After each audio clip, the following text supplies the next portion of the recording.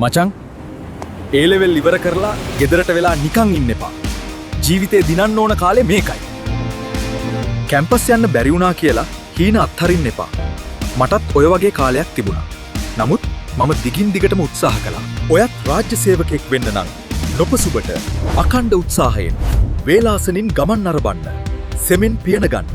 රජයේ රැකියාවක තියෙන පිළිගැනීමයි ස්ථාවරභාවයයි මචං වෙන කොහෙවත් නැහැ. නිසල සයුරක් කිසිදා දක්ෂ නාවිකයෙකු බිහි කරන්න. සිකුරාදා ගැසට් එක බලන්න. documents.gov.lk නැත්නම් governmentjobs.lk. ඔයත් තරඟ විභාගවලට අදම ලෑස්ති වෙන්න. දේශපාලනය පස්සේ යන්න ඕන නැහැ. රජයේ තනතුරකට එන්න පුළුවන් ඔයාගේම හැකියාවෙන් සුදුසුකම් වලින්ද. ඔයා ඉස්කෝලේ යන කාලේ හිතුව නේද? ලොකු වුණාම රටට සේවය කරනවා කියලා.